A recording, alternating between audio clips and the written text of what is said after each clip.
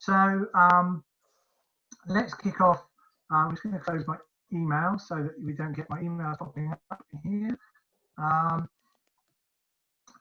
And yes, all of this was built around one joke. Please tell me if you find it funny or not. But it kind of dawned on me when Mr. Cummings was sat outside with his little trestle table, is this going to be our future? And can we do a better job of convincing people that we are engaged and interested in than he did? So really, I kind of just want to start talking about some of the purpose of what you're going to be trying to do, either with a physical fair or with a virtual fair, and really get a sense from you guys what you're looking at. So, and obviously, you know, we're talking from a volunteering perspective here, but maybe more broadly with student fairs. What are you really trying to achieve? And from talking to various unions about this, we've sort of caught up with maybe, you know, a number of bullet points here. So is this about part of a suite of things that you do to engage students, either as an institution or as a students' union, to show what's on offer and to get them thinking in a positive way about their experience at the institution? Is it, and maybe not in the volunteering sense, an opportunity for you to gain commercial revenue? I don't know how many of you charge for organisations to come onto campus to recruit. Do you have a budget? Do you have something that,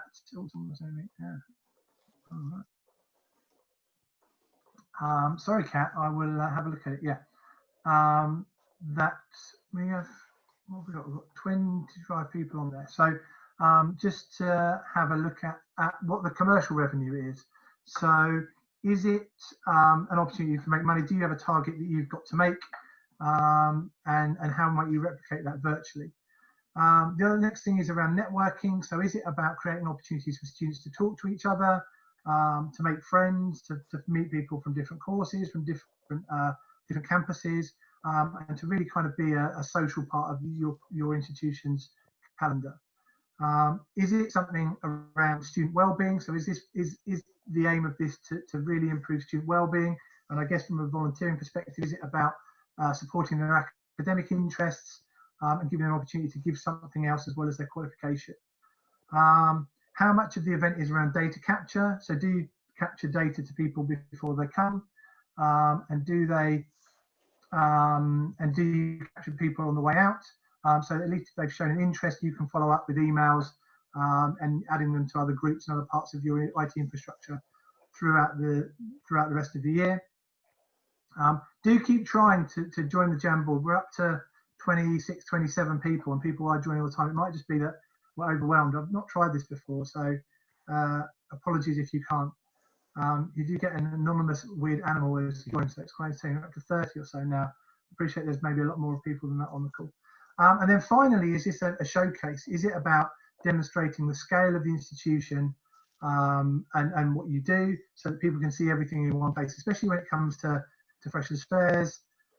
Is it about, you know, showing everything that your students' union does? So whether that's student welfare, liberation groups, about the commercial opportunities, the sporting opportunities. It's probably the only time that students get to see, or one of the only times that students get to see everything afterwards. So what I'm going to do now, and we'll try this now, is on the Jamboard, if you go on the left-hand side, you can pick a post-it note. And if you just want to have a think and a summarise, put your institution, what is it that you are trying to do based on those previous slides? What are the things that you're trying to achieve? And have a go at that, and we can have a look at what everyone is trying to achieve and get a sense of what the kind of common purpose is. I'll be really interested to hear from you guys. And if you can't do that on the Jamboard because you can't get on, please feel free to put it in the chat and we'll have a look at it. One of the things I've certainly learned is that you can only have a certain number of people on the Jamboard. We're up to 34 people on it now, which seems an odd number for people viewing it.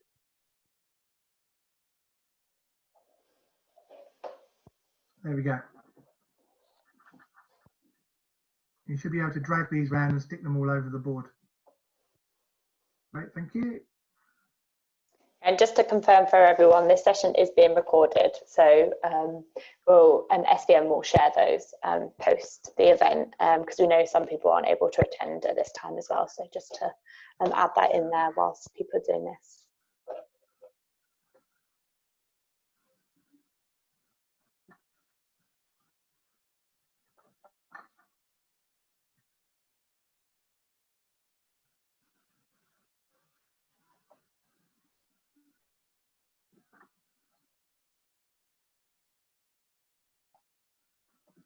That's great. That's really interesting.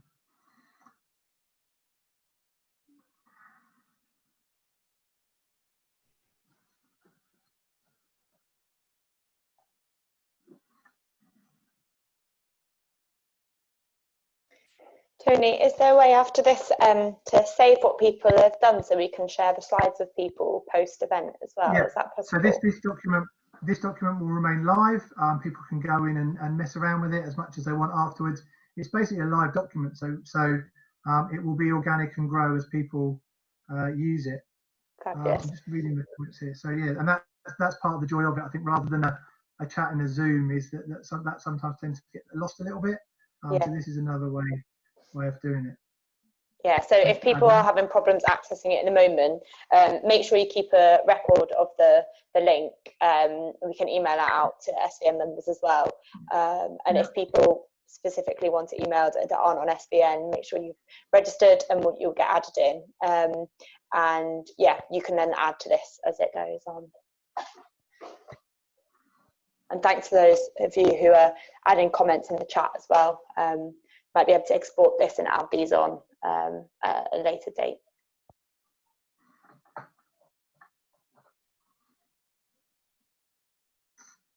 Okay, those are really interesting. Hopefully you guys, everyone's able to read those and get a sense of what different people are trying. And what's I think really interesting here is where you talked about kicking off freshers and a showcase. That those things are going to be, are a challenge to do virtually. So it's really interesting to kind of get a sense of those. Yeah, sure. I can put the link back up again, John, for you. There you go.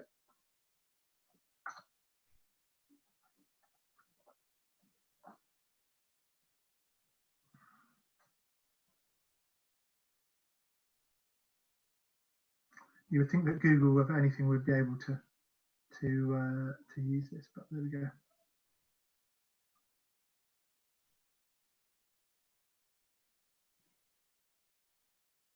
That's great. There's loads of really, really interesting points there. That's really, really interesting.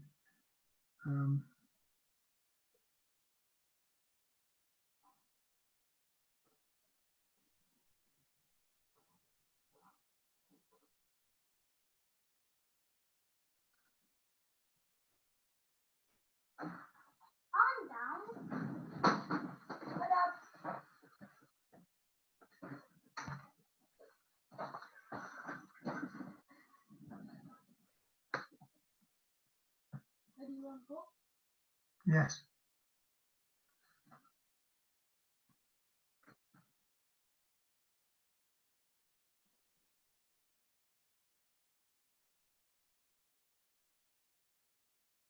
Okay, great. That's really, really great. Thank you, everybody. Lots of different purposes there, and I think that this hopefully will get you a sense of replicating what you do physically to what you do virtually. So I'm just going to skip over to the next page now. So the next thing is really is to get, and obviously this was advertised as a conversation, is to get a sense of what you're looking at based on your institution. And I know there's a lot of new information happening all the time around what you are going to be able to achieve. I think that as we move forward throughout the rest of the summer, things are going to move fairly quickly. Things might move back, and just really to get a sense of what you're looking at. So, is it something that you are looking, to commit to 100% now? You want to do a virtual event and encourage people based on the purpose that you're looking to achieve? Are you thinking about running something in a social distance way, so spaced out stalls? Lots of institutions that I've talked to are looking at doing small pop-up events, so maybe 5 or 6 stalls over campus in different spaces. A number of institutions are now looking at sort of outdoor market type things. And then I suppose there's a sort of mixed bag. We're going to try and do a little bit of this in order to engage students come September. So we're really interesting to kind of get a sense of what people are trying, people are looking at. Again, you can post on this slide with some ideas and thoughts about what you're looking at.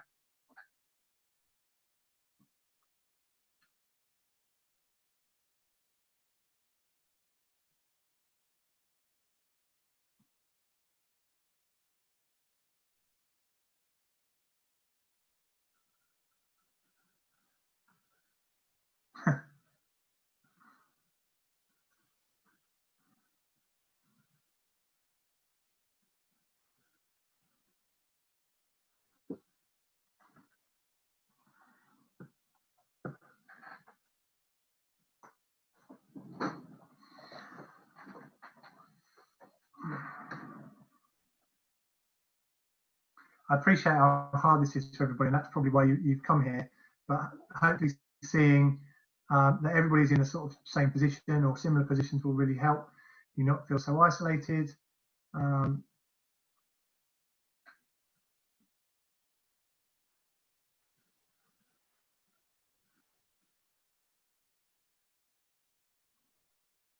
Don't worry about you can yeah, I appreciate the picture of the two people definitely not social distance on the bike. You feel free to stick post-its over the top of that should you wish. A bit more space. Yeah, you can draw.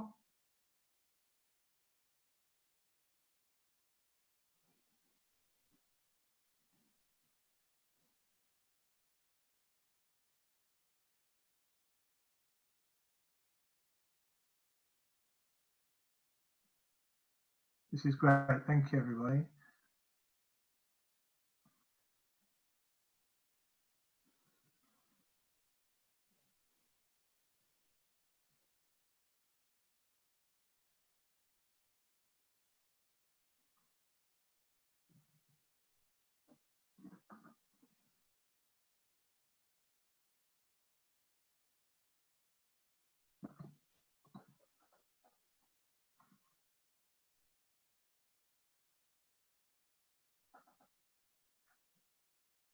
So to Beth, yes, this link is going to be available. It won't go. I won't delete it. It will stay for as long as you want, so that you can get back. I really hope that people can use this as a sense of what is going on in the sector, ideas, and find it forevermore. So hopefully it'll be really, really useful for you. And a real mix of stuff. So yeah, that's a great idea. A tea party in the park, virtual fairs, all sorts of stuff.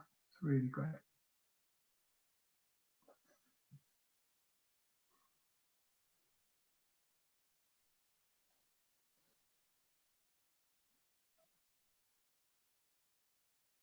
Okay.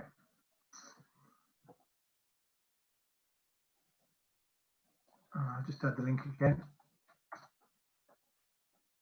so that people can see it. Brilliant. Okay, so real mixture of approaches there, but for most people there is going to be some form of virtual event.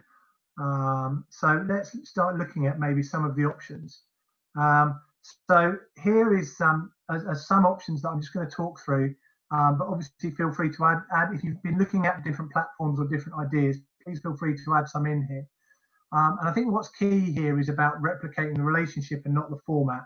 So going back to that purpose idea, some of the challenges I think around the old-fashioned volunteering fairs is that they're only going to be on one day in one location and make it difficult for people who's not on campus to be able to do that.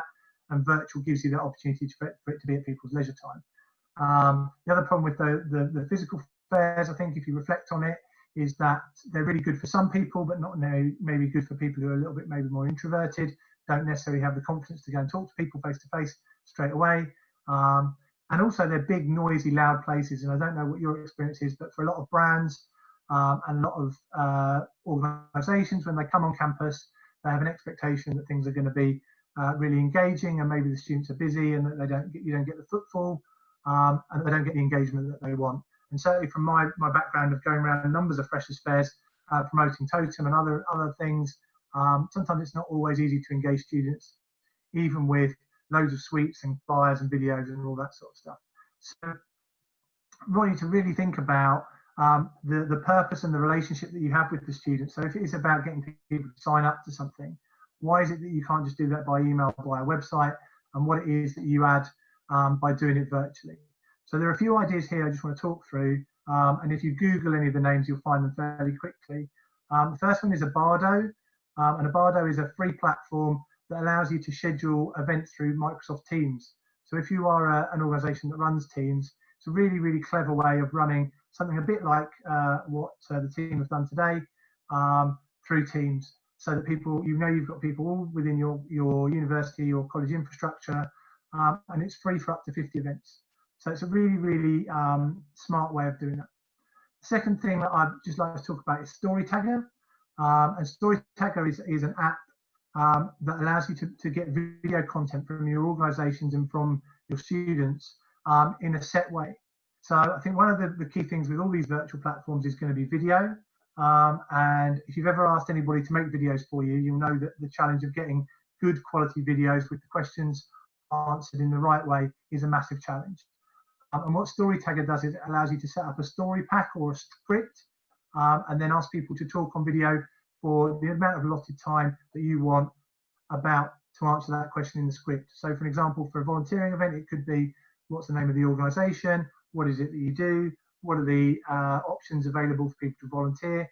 How can they find out about it? And once that's done, the people record the video. The app is very smart in that it monitors the lighting, it monitors the focus, it monitors the sound, and really enables you to then get that video from a back-end platform and then use that on your website, your social channels, or any other virtual platform that you might want to use in a really clear format. And one of the things that we're working with NUS is to try and bulk buy a license for StoryTagger. I will share out a link to the expression of interest for that. The other thing that we're looking at and considering is app-based platforms. So one of the things that we've kind of looked at from an NUS perspective is these big online exhibitions. Thanks for that. No problem. I can just go and fix that.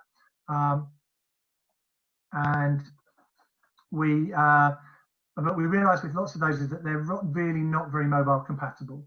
And we expect that most of the students looking at this will be sat at home on their mobile phones, maybe with not great internet. And so a lot of these things use a lot of bandwidth and become quite tricky. So there are lots of app-based platforms that do virtual events. Some that you can look at. RD Mobile is one that I really like. Hopin, Attendify, all really good that can give you that opportunity to run a virtual event through an app where people can engage, and it works really seamlessly on a mobile device. So it doesn't matter where you are in the country, they work really, really well. And if you want to talk about these in more detail, I'm happy to kind of set up a time to talk to them. And the final one that I've looked at that I quite like, again, it doesn't cost you anything, is a platform called Art Steps. And effectively that does allow you to create sort of a gallery, exhibition space that you can put up video and text and people can wander around. I'm not convinced of some of these other platforms where you have to navigate a bit like a computer game around an exhibition space. They look a bit Minecrafty to me. You might disagree, but please have a look. But I'd be really interested to hear from you guys about what other platforms you're looking at, other things that you're considering, and anything that you like the look of. So please feel free to post up here any ideas of platforms that you might be looking at so that everybody else can kind of have a sense of them. I'd be really interested to hear your feedback. Tony, just in relation to some of the platforms you've mentioned there, do you know if there are any restrictions kind of internationally? Because obviously not all students will be coming back into the UK. I know things like Zoom, for example, are restricted in China. Do you know if any of those are restricted or not off the top of your head? As far as I know, all of those are accessible worldwide.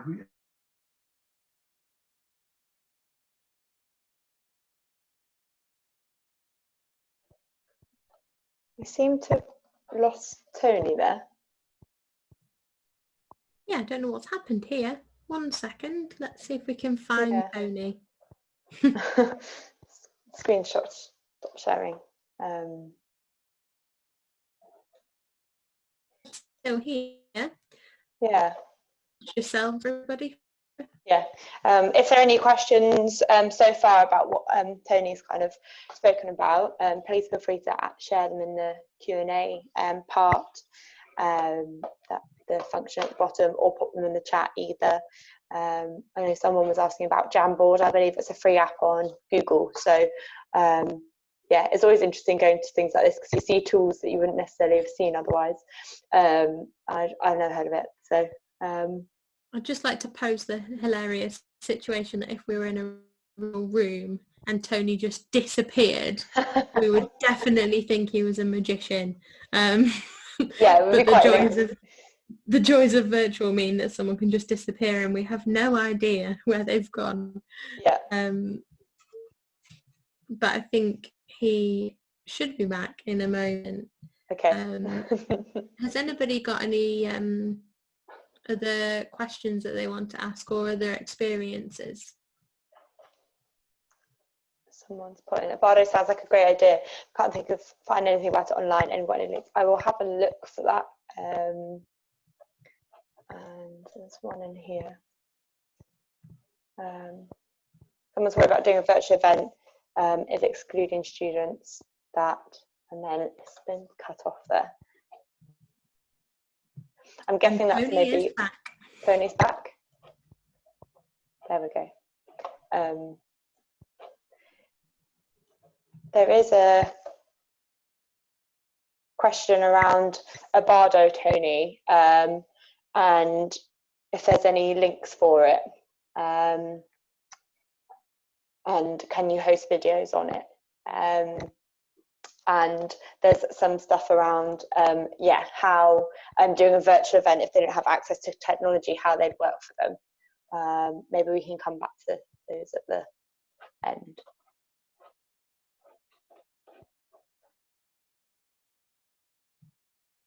Are you there, Tony? There he is. Hello. There he is.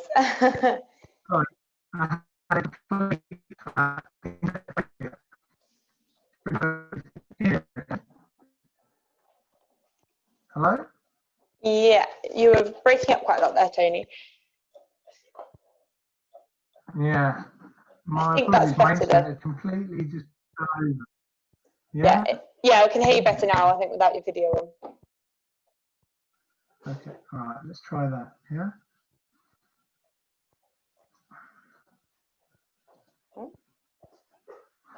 Right, are we back? Can you hear that, Sam? Is that working? Yes, all working, all fine, sharing your screen as well. Thank you. My apologies, everybody.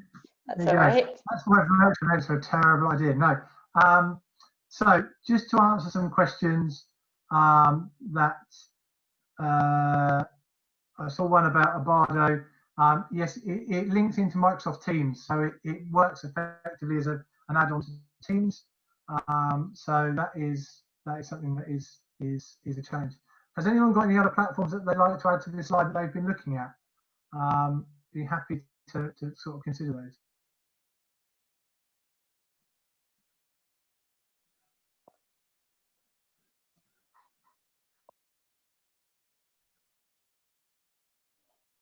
People can use the sticky note function on this section, can't they, Tony? If people have any platforms. Yes. That's why I would love to kind of crowdsource any more platforms to go away and look at. Always happy to look at new options. That's part of what we're really interested in.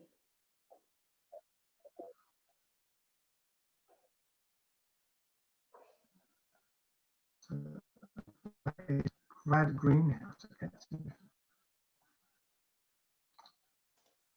Someone's put in possibly VFairs in the chat. Yeah, and VFairs I have talked to. They are limited to 1,000 people for use at any one time. So you just need to be careful to think about actually what VFairs and iVent as well. And they are really expensive as well. So yeah, just bear in mind in terms of the usage and the cost. Really, really important.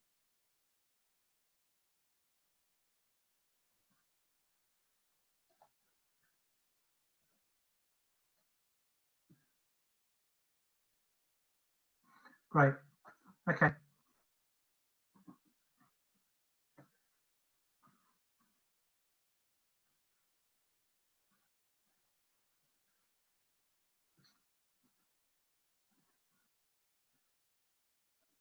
Yeah, whilst people are doing that, Tony, have you had any thoughts about access to volunteer fairs, virtual fairs, for people that maybe can't access it digitally? What is there any ways like you can record things so people can come back to it in their own time? I think about the digital barrier, that the digital divide that has kind of been exposed through COVID. Can you just explain that again, Sam? Sorry, I didn't quite understand. Yeah, someone's just asked about what their worries about doing a virtual event, excluding students that don't have access to technology, and how things would work for them. Obviously, yeah, virtual has its pros in becoming remote, but yeah, how can we kind of combat if we're just doing a virtual fair to include those that don't have access to the technology? I guess that's a real challenge. I mean, that's one of the things that I'm really interested in is that idea of going beyond effectively listings. So, you know, with everything that we do, there is a really simple solution here, which is just to email everybody everything. And actually, one of the things that isn't really within this presentation, but one of the things that we've certainly talked about, depending on the platform that you use for your student union or for your institution, is actually the kind of data and of getting what students are interested in, and being able to kind of signpost them things that they're interested in, either by email or by other social media channels. And that if you've got really good data, you should be able to do quite a lot that just kind of pushes people to the right stuff. So I think that's one way of doing it. And a lot of these platforms do allow you to just record stuff. And as it's demonstrated by today, pre-recording things is sometimes much better than doing them live, because you're not relying on internet signals for when your children come home from school and turn their computers on and your internet falls over. So that's what I would talk about there.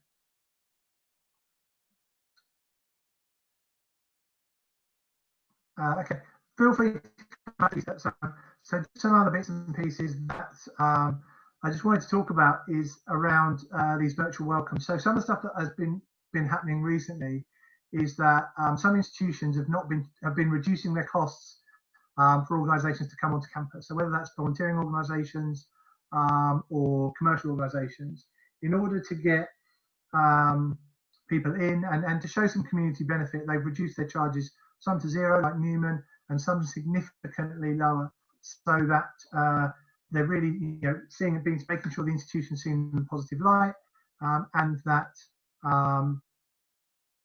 that you're maximising your opportunities at a time when all of the organisations that we probably work with are struggling for cash, but actually really need volunteers and need customers. So it might be something that you might want to consider in order to ensure that you've got lots of opportunity, that you look at your costs. And it comes back to, again, the purpose. Is it about raising money? Is it about engaging people? Is it about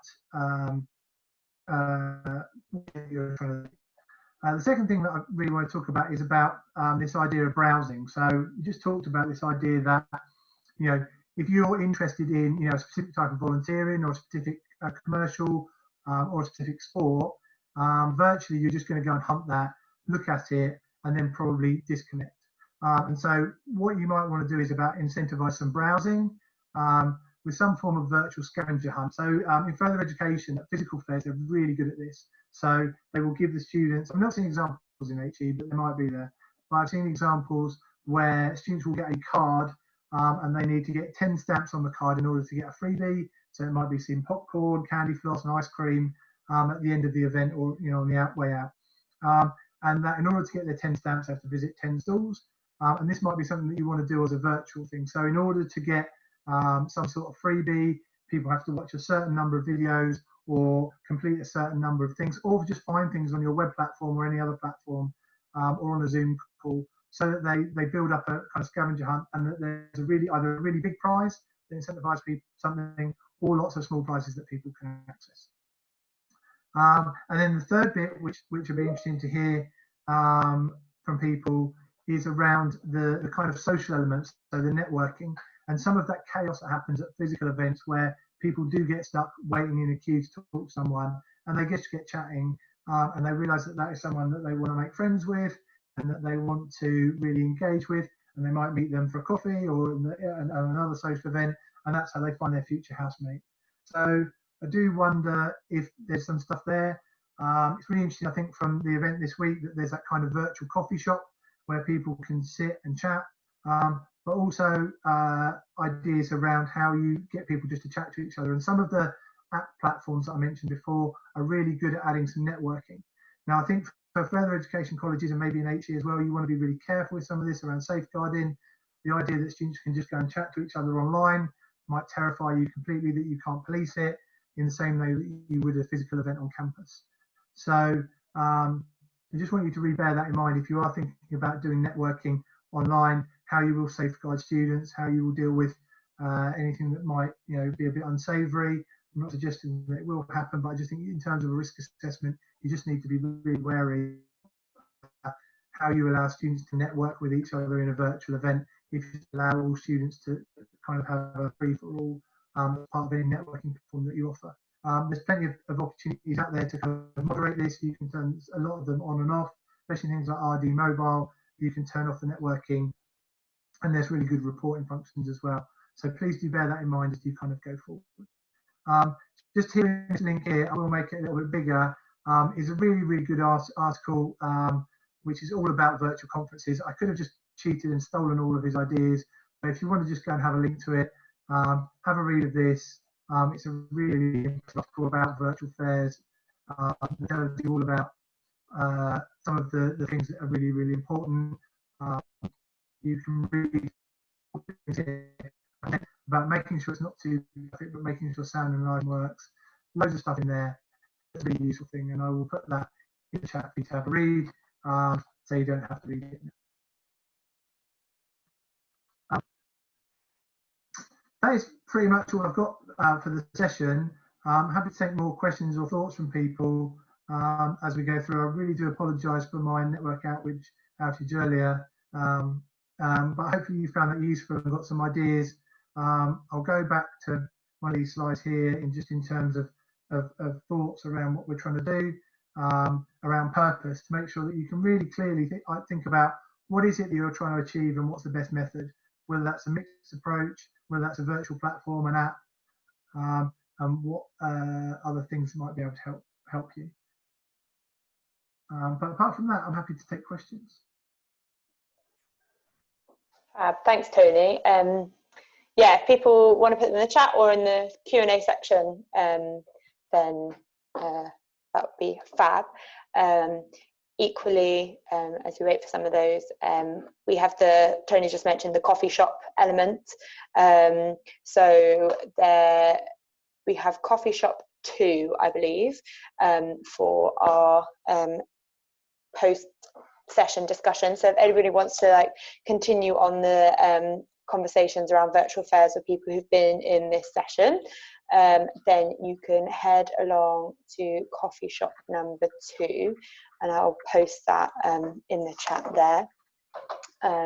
So yeah, if people did want to continue the conversation, discuss ideas, share ideas, see what people are doing, you can head along to that.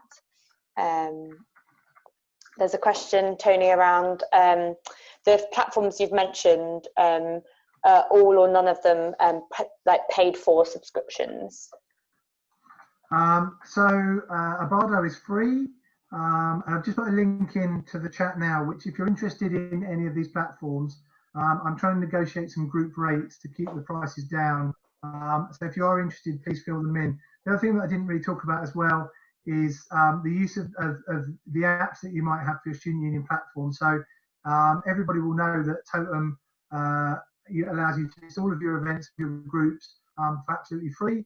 But if you use MSL, they have an app that allows you to list stuff as well. I know that SUMS are developing an app as well, but certainly if you want to list stuff for nothing, there's lots of opportunities for you to list stuff, and you can do notifications in Totem as well that enables you to to tell people what's going on and to create opportunities and events which might be really useful for you.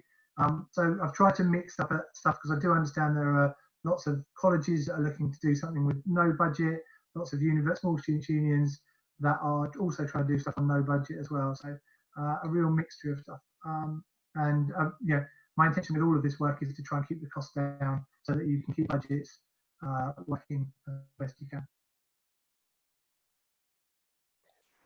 Thanks. So someone also just mentioned kind of what does a Bardo offer? So how does that kind of work?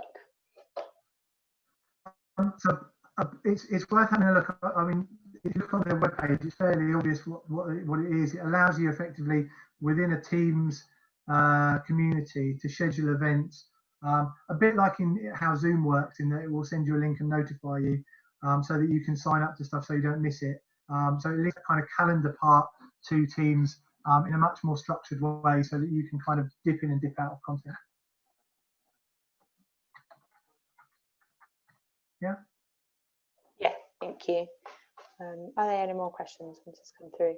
Do you have any thoughts on whether it's good for an institution to use the same platform across all events, so students get used to one format, or does that not really matter?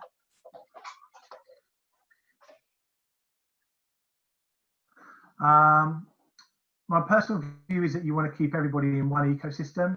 One of the things that I think are really interesting is that once you've got people using a platform for your volunteering or freshers, why do you want to move them other places? If they get used to one platform and a way of engaging, that's probably the way that they'll develop through their institution. So I think there's real opportunity this year for digital engagement to really be effective, because if people are used to it in the first few weeks, you can then build and develop that to make sure that people are engaged. So for things in the future like student union elections or student volunteering week, if you've got people using something, you may as well keep using it. So I would always encourage people not to think about a platform for one event, but think about a platform for the year or for the life of that student on your institution. Once you've got them there, you've got their data, though you've got them using the app, so it should be really useful. We've had a couple more questions as well. So one came through on the chat. So do you have any specific recommendations for performing arts societies or those that do performances during Freshers' Fair? And obviously if they can't physically rehearse in September or can't be there, any advice on how to replicate that?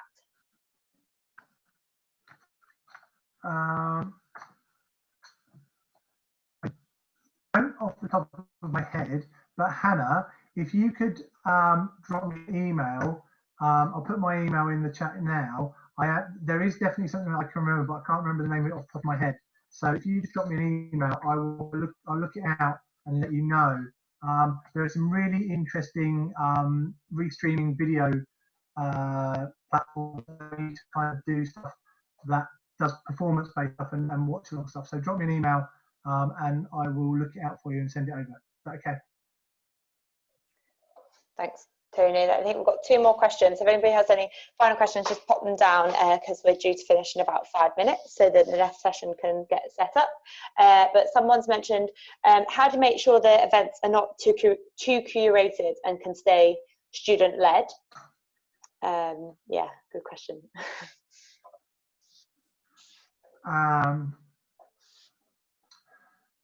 I think if you read the article that I put in the chat about these types of events, I think it is making sure that it isn't too slick.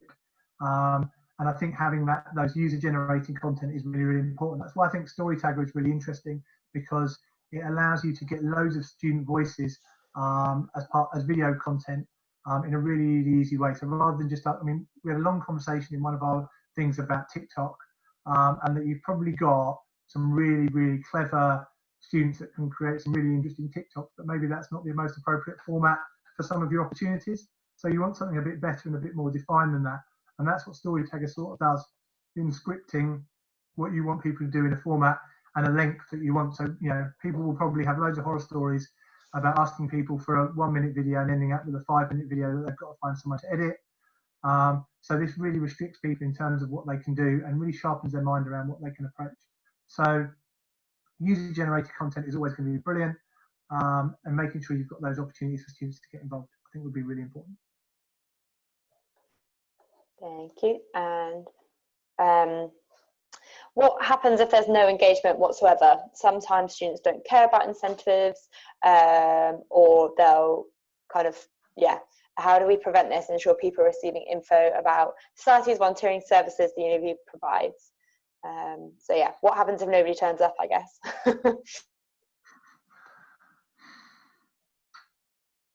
I suppose the question is about why that is. So if you put on a physical fair, again, it's about thinking about, if you put on a physical fair and no one turned up, why would that be? Is it that it's not been promoted properly? Is it about that they're not interested in those opportunities? And what are their motivations? So again, the thing that I would always talk about, the two things, is that for me, my experience of working with students is that they're interested in how they support their course, and what's going to support them in the future. So the more that you can link it to curriculum-based stuff, working with curriculum staff, to make sure that people know about it and they're engaged in it and understand why it's important, will mean that you've got engagement. That would be my view, is that you really need to make it really important. I think for all of us, we know that there are so many students that are interested in just getting their degree or their qualification, and that they're busy with the rest of their lives, and they don't need to find a sports team or a social group because they've got that, because they don't necessarily live near campus and they don't spend much time on campus. So it's about what's important to them and really fulfilling that need. I think that's really, really important. Yeah, I guess, as you're saying, when you do something physical, you normally take a multifaceted approach. So why not do that virtually as well? So what else are you doing to help promote it? And what you're doing post-event to help people access the information that maybe they wouldn't have done anyway. And finally, I think we've got one last question, unless anybody else has any to post in, talking about what's the most cost-effective option for 200 stalls at Freshers Fair? Quite a specific one, but if you have any advice on that, Tony. I suppose it's about what's the purpose of those stalls. It's what do you want? What do you want? Do you want people just to express an interest in joining something that might not be happening? So sport, I think, is a real challenge. Most people will know that Bucks is probably not going to be running to January. So having 200 stalls of sports, all you really want is people's interest. So you could almost do that by email. It would cost you nothing. You could certainly do that through the Totem app and other, your website. It's what do you want the stalls to be? And it's something that I haven't really talked about, but I think is implicit in what I'm saying, is that don't just replicate something physical virtually. You don't need to have all the stalls manned all the time. I think there's such an opportunity for people to have all of their opportunities available for students a lot longer. So it's not about 2 or 3 days and being lucky that you're on campus that day. It's about allowing your students to engage when they want, how they want, but showing off the best of what you want. So again, with cost effective, Storytagger I think is really, really useful, because it gives you the opportunity to have 200 really good videos about what it is that's important about those societies. And if people watch 5, 6, 10 of those videos and they're actually interested in 2 or 3 that they actually engage with through their university career, I think that's what's going to be important. So I think that's probably the best option. I wouldn't look to go and build a massive platform that's got 200 things you have to wander around with. I look about the content rather than the platform. Great, thank you, Tony. I think that's all the questions that have come through. And I will just post the coffee room in there again for anybody that maybe wants to go and discuss things a bit further. And just want to thank you, Tony, for coming along and running that session. Hopefully it's been useful. It seems as though people have said that in the chat, so thanks very much. And Tony's obviously put his email in there as well, for people if they have any specific questions or want to kind of share things. I'm guessing they can send you an email, Tony. Yeah, definitely. Yeah, thanks everyone. Fabulous. Thank you very much, everyone. And yeah, Rosie, I think you're here. So should I end the call? Is that? Yep. Thanks, Tony. Yeah. Thanks very much. Sam. So thank you. Bye. Yeah, that's a thanks from the chat as well. So cheers. All right, have a good rest of your festival, everyone. Hope to see you in more of the SVN sessions over the coming week. They're all at 3 o'clock on each day, Monday to Friday. So hopefully see some of you there. Bye.